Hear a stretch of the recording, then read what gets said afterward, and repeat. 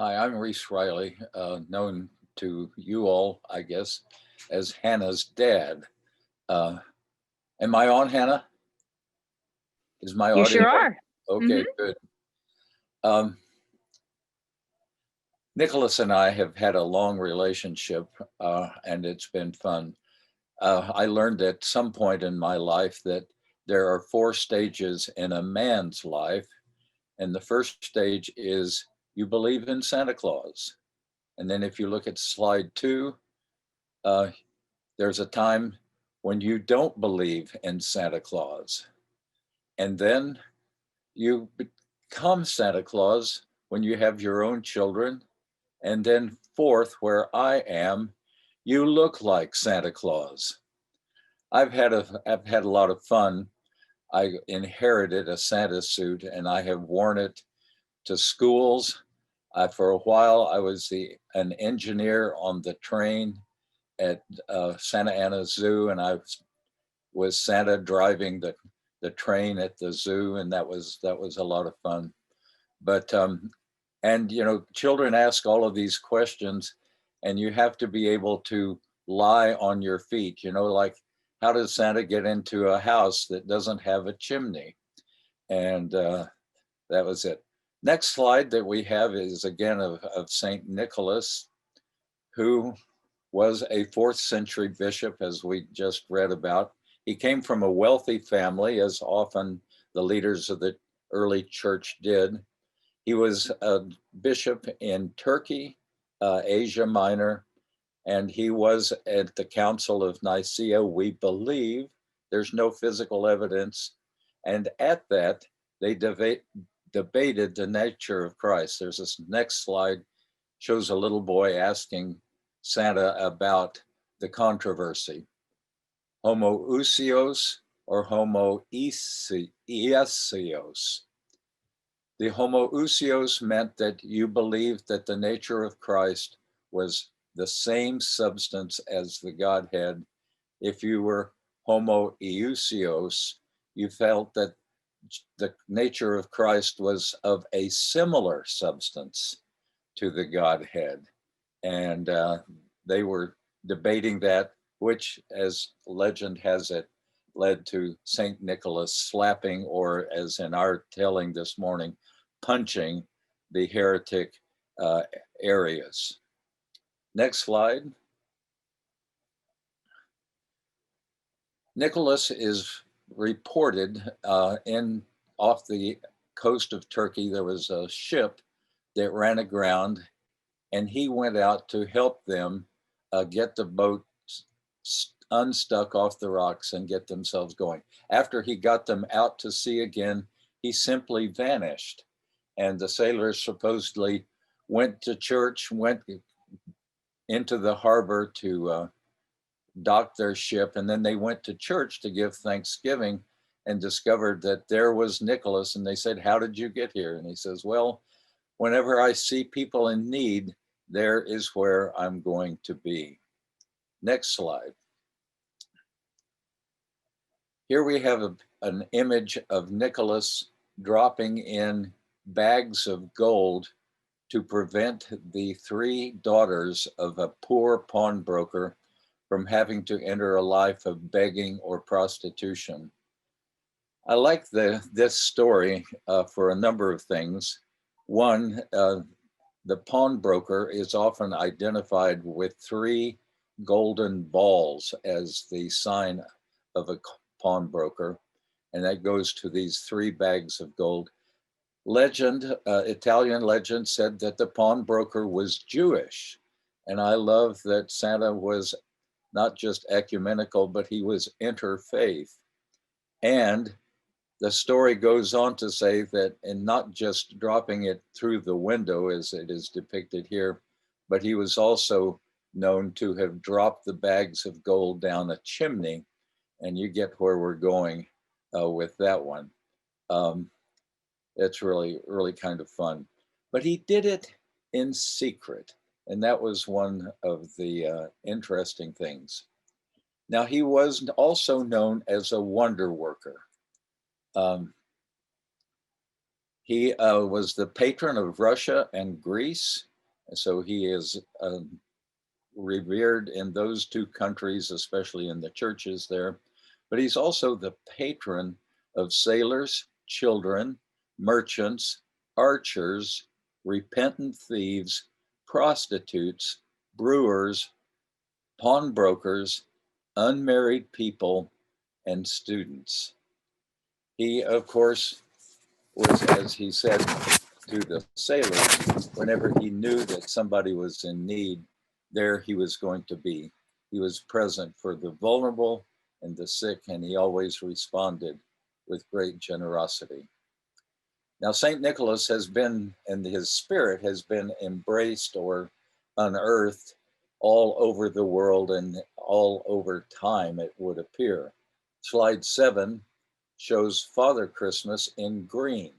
No red about it at all. He's carrying a Christmas tree in his right hand, and in his left hand is a collection of switches.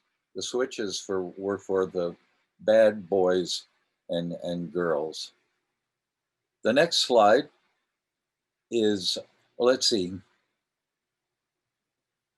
the next slide is of the Italian witch, Behana, who traditions has it that she was tidying up in her village when the wise men made a pit stop in her village, and they had lost sight of the star that was guiding them because of clouds, and they asked her for direction, and she didn't know, but they invited her to go on their way with them to find the baby Jesus, and she refused because she still had work to do, and she sent them on their way. She later came to regret that and has spent the rest of her life in not only this world, but in eternity. And supposedly an epiphany, her name Behana comes from a corruption of epiphany. She spends epiphany going around checking children to see if they might be the Christ child and bearing gifts to them. An interesting variation on Santa Claus and the spirit of Santa Claus. Next slide shows the Russian version of this same fable. And this woman is named Babushka, which is a Russian euphemism for grandma.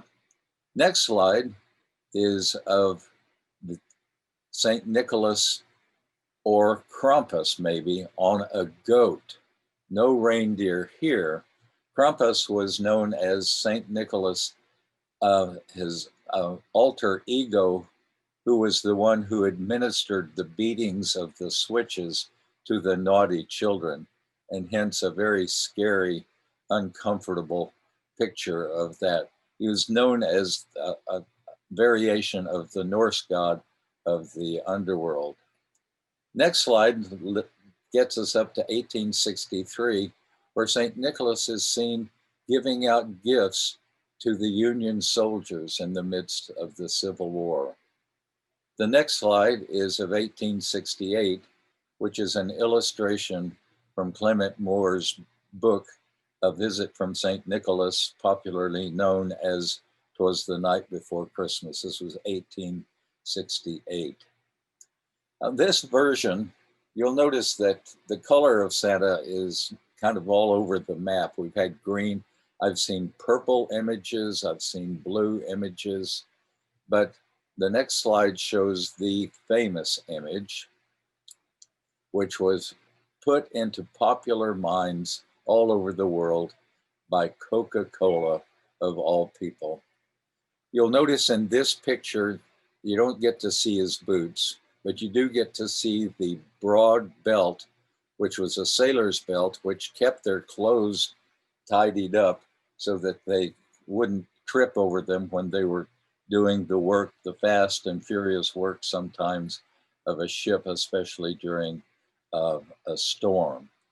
And this image of St. Nicholas is a combination of North European bishop's attire and sailor's attire. The boots, which we don't see, are work boots, such as a sailor might wear on a ship.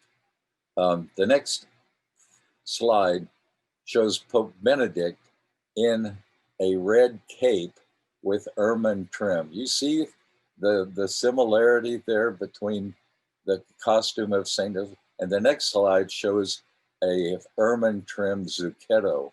Again, Pope Benedict in his finery. And I get a kick out of that. That's when I first began to see how the image of Santa Claus evolved over this. Now, as you and I take a look at St. Nicholas, we have to confront how do we all embrace our inner Santa or St. Nicholas. Um, I know my kids and I used to play Secret Santa, which was a lot of fun. And I've come to appreciate that Secret Santa is probably a redundant because St. Nicholas tried to do his acts of generosity in secret whenever he could. And I think that that's a good way to sort of put a spin on our Christian obligation to act with agape, to act with selfless love. If we reach out to children, Garrison Keillor said that I remembered one time, nothing spent on children is ever wasted. So that, you know, when we spend our money on children, we are doing a good thing. When I was the headmaster of a preschool, I would tell these children that they were going to be important to me because it was all, in all probability, that one of them or one in their class would be taking care of me in my dotage. And I wanted them to be well educated. And if I want them to be well educated, I better show up and pay my taxes so that they can have the resources to get a proper education. So children, if we embrace our inner Santa, we need to embrace children as well. Now, sailors, we are not so much a sailing country as Britain was, hence the 400 churches in Britain dedicated to St. Nicholas. But the Navy hymn, Eternal Father, strong to save, whose arm hath bound the restless wave, oh, hear us when we cry to thee for those in peril on the sea. And I like the verse of the Holy Spirit. Most Holy Spirit, who didst brood upon the chaos dark and rude, and bid its angry tumult cease, and give for wild confusion peace. Oh, hear us when we cry to thee for those in peril on the sea. Now, we're not in a tempest at sea, but the COVID virus has put the whole world awash in a storm. So I think we need to be mindful of our neighbors and our families and all around us. Wear our masks, keep social distance as a way of taking care of the sick and the vulnerable. Because with the COVID virus, we are all vulnerable. And that's just way. And there are more things we can do. You know, I was thinking about if we wanted to be secret Santas, that means you have to be out and about and we're supposed to stay home. And so, well, what are we to do?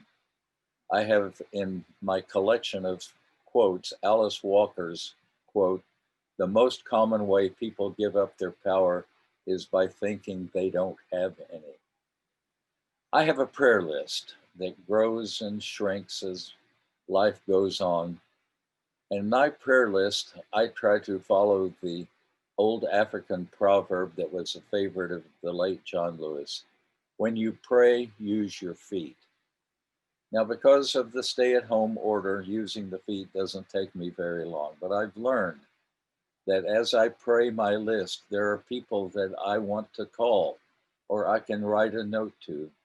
And whenever I do that, I feel like I am embracing and embodying the spirit of St. Nicholas of Myra.